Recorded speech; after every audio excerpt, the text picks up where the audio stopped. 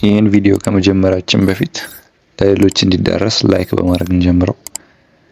በዚህ ቪዲዮ የምናየው አብዛኛው ሰው ስሜት ቀስቃሽ በሆኑ ፎቶና ቪዲዮዎችን በመመልከት እንደ ቀላል አንድ ጊዜ ከጀመሩት በኋላ ለመውጣት ከሚከብዳቸው የማስተርቤሽን ወይም ራስን በራስ የማርካት ሱስ ነው።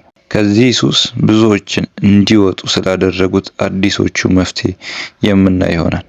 ይሄ ማስተርቤሽን የብዙ ሰዎችን የአእምሮ ችሎታ፣ ጤናማ የትዳር ግንኙነት፣ የሰዎችን የራስ በራስ የመተማመን አቅም እንዲቀንስ እና ወደ ጭንቀት፣ ጸጸትና ሰዎች ለራሳቸው የሚሰጡትን ግምት ዝቅ በማድረግ በህይወታቸው ላይ ስኬታማ ህይወትን እንዳይኖሩ እና ጤናማ የትዳር አጋር እንዳይይዙ የሚያደርግ ትልቅ ሱስ ነው። አብዛኞቹ በዚህ ሱስ የተያዙ ሰዎች ትዳር ውስጥ እንኳን ሆነው ጤናማ የትዳር ህይወት እንዳይኖራቸው ያደርጋል። ቆይ ይህን ሀሳብ በምሳሌ ያስረዳችሁ። አንድ ወንድ በጤናማ መንገድ ሴት ልጅ አውርቶ ተግባብቶ በደንብ ተዋውቆ የተለያዩ ነገሮች አልፈው ከትዳር በኋላ የሚያገኙትን ትክክለኛውን በሳይንስም ሆነ በሃይማኖት የተደገፈውን የወሲብ ግንኙነት አእምሯችን በጣም ከባድ የማይቻል ነገር እንደሆነ በማስመሰል እንደዛ እንድናስብ ያደርገንና ለምን እንደዚህ ያደርጋል ካልን ከአእምሯችን ከዚህ በፊት በግለ ወሲብ ደስታን ማግኘት ስለለመደ ምን ብሎ ያስባል? ገና አውርተን ተግባብተን ከዛ ከትዳር በኋላ ነው ወሲብ የምናደርገው በማለት ለምን እንዲህ ከመለፋ በቀላሉ የፖርኖግራፊ ምስሎችንና ቪዲዮዎችን በማየት ለምን አልደሰትም በማለት አቋራጭ መንገድ እንድንጠቀም ያደርገናል። እና ብዙ ሰዎች የወደቁበትን ይህን የማስተርቤሽን ሱስ ትክክለኛ የማያዳግም ከዚህ ሱስ የምንወጣበትን መንገድ ከመናገር በፊት አንድ ሁላችንም ማወቅ ያለብን ነገር አለ። ይህንን ካላወቅን የፈለገ ብንለፋ ከዚህ ሱስ መውጣት እንዳንችል ያደርገናል። ይሄም የሰይጣናዊ አሰራሮችን ነው። ሰይጣን ይህንን ነገር እንዴት ቢፈልገው ነው ብዙ ሰው በግለ ወሲብ ወጥመድ ሊወድቅ የቻለው ስንል በመጀመሪያ የምናየው የምታውቁ ከሆነ ድሮ ሰይጣንን ወይም ጠንቋይ የሚያመልኩ ሰዎች የተለያዩ ነገሮች እንደ ጥቁር ዶሮ፣ ከብትና የተለያዩ ነገሮችን በማረድ የሚፈሰውን ደም እንደ ግብር ይጠቀሙት ነበር። በዚህ ሰዓት ያ ስርዓት ዘምኖ አሁን ያንን ግብር የሚያመልኩትም ሰዎችና የማያመልኩት ደግሞ ባለማወቅ ግብሩን አሁንም ምንም ነገር ሊተካው በማይችለው ለሰው ልጅ የራሱን ዘር ለማስቀጠል በተሰጠው የዘር ፈሳሽ ተተካ። ስለዚህ ልክ አንድ ሰው የዘር ፍሬውን በሚያፈስበት ጊዜ ለሰይጣን እንደ ትልቅ ግብር ይቆጠራል።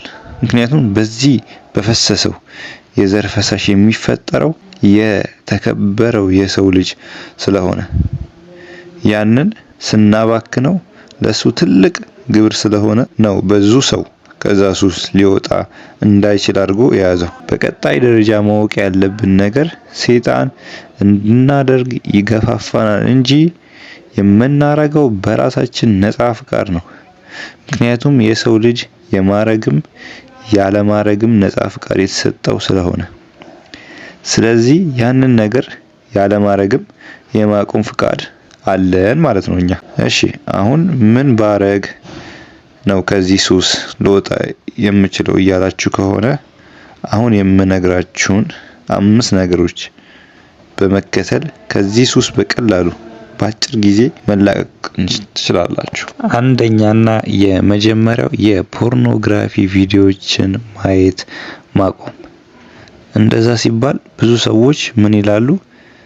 እኔ የሆነ ጊዜ ያክል የፖርኖግራፊ መመልከት አቁሜ ነበር፣ ግን ሙሉ በሙሉ ከግለ ወሲብ መውጣት አልቻልኩም፣ መልሼ እሳሳታለሁ ይላሉ። በመጀመሪያ ፖርኖግራፊ ቪዲዮ ማቆም ማለት ከሱ ጋር ተያያዥ ቪዲዮ አለማየት ሲሆን፣ በመቀጠልና ዋነኛው ግን በተለያዩ የሶሻል ሚዲያ ላይ ምን አይነት ነገሮችን እያየን ነው፣ ምን አይነት ነገሮችን ነው ላይክ እያደረግን ያለ ነው ማለት ያስፈልጋል። ለምሳሌ አንድ ቂጦቿን በስስሽቲ አርጋ የምታንቀጠቅጥ ወይም የምትደንስ ሴት እያየህ ፖርኖግራፊ ማየት አቁሜያለሁ ማለት አይቻልም። ምክንያቱም አእምሮ ያንን የፖርኖግራፊ ቪዲዮ ሲያጣ ሌላ የሶሻል ሚዲያ ላይ ያያችሁትን ስሜት ቀስቃሽ የሆነ ምስል እሱን በመሳል ወይም በአእምሮአችን እንዲሳል በማድረግ ወደዛ ስሜት እንድንገባ ያደርገናል። ከዛ በዛ ሱስ ትጠመዳላችሁ ተመልሳችሁ ማለት ነው። ስለዚህ ከዚህ ጋር የተያያዙ ምንም አይነት ቪዲዮዎችን ማየት ማቆም ያስፈልጋል ማለት ነው።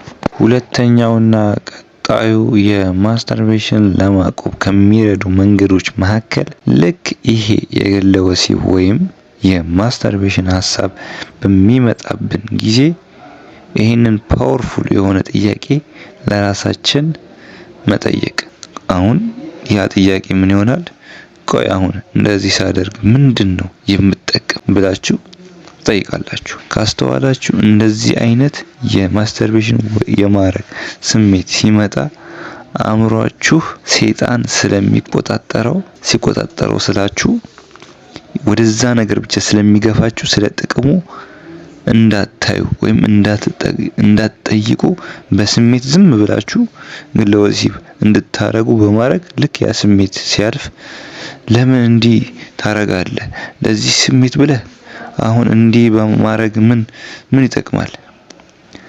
በማለት የጸጸት ስሜት ውስጥ ከከተታችሁ በኋላ ከዛ እናንተ ደግሞ በቃ ከዚህ በኋላ እንደዚህ አይነት ነገር አላረግም ትሉና ተመልሳችሁ በዛ ተግባር ትወድቃላችሁ። ስለዚህ ይሄ ስሜት ወይም አድርግ የሚለው ሀሳብ ሲመጣ እናንተ ለራሳችሁ ይህንን ነገር ባረግ ምን ይጠቅመኛል ብላችሁ መጠየቅ ስትጀምሩ ከዛ ሙድ እየወጣችሁ ትመጣላችሁ። እሺ ምን ይጎዳኛል ስትሉ ደግሞ አንደኛ ፈጣሪን ያሳዝናል ተግባሩ፣ ሁለተኛ ጸጸት ውስጥ ያስገባችኋል፣ ሶስተኛ በራስ የመተማመን አቅማችሁን ይቀንሰዋል፣ አራተኛ ይሄ ድርጊት ለሰይጣን ግብር እንደሆነ ማወቅ ያስፈልጋል፣ አምስተኛ ኮምፕሊትሊ ይሄ ነገር ኃጢአት እንደሆነ ማወቅ ያስፈልጋል። እና እነዚህ ነገሮች የግለ ወሲብ ስሜትን በሚመጣባችሁ ጊዜ እንደዚህ ነገሮች ለራሳችሁ ስትነግሩት ሰውነታችሁ በመቀዝቀዝ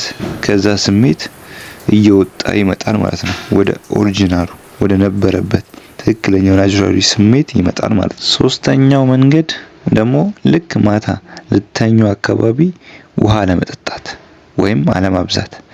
ምክንያቱም ልክ ተኝታችሁ ያልሆነ ሀሳብ በህልማችሁ ይመጣና ወይም ያንን ነገር ይከሰትና ከዛ እናንተ ደግሞ ያንን ነገር ስለማትቆጣጠሩት በህልማችሁ ስለሆነ ላለማድረግ ስታገሉ ዝም ብሎ ወዲያው የዘር ፈሳሻችሁ ማለት ነው ቶሎ እንዲወጣና ከእንቅልፋችሁ ስትነሱ በዛ ነገር ተበላሽታችሁ ራሳችሁ እንድታገኙት ያደርጋል። ውሃ ልተኙ ስትሉ ማብዛት በቃ በዚህ ባጠጡ ይመከራል። በቃ ልተኙ ስትሉ አጠጡ። ሰውነታችሁ ደረቅ ሲል ይሻላል ያን ነገር ለመቋቋም። ምክንያቱም ደረቅ ካልሆነ ሰውነታችሁ ወዲያው እንትን ልትሉ ትችላላችሁ። ገና እነዚህን መንገዶች ከመጠቀማችሁ በፊት ወዲያው በዛ ሱስ ልትወድቁ ስለምትችሉ ማለት ነው። ይህንን በማድረግ በቀላሉ ከዚህ ሱስ በአጭር ጊዜ መላቀቅ ትችላላችሁ ማለት ነው። በቀጣይ ደግሞ ይህን ሱስ በማቆማችን ልናገኛቸው የምንችለው አእምሯዊም ፊዚካላዊም ለውጦችን እንዲሰራ የምትፈልጉ ከሆነ ኮሜንት ላይ ያሳውቁኝ። ይሄ ቪዲዮ ጠቃሚ ነው ብላችሁ ካገኛችሁት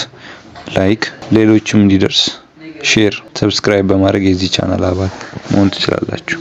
መልካም ሳምንት።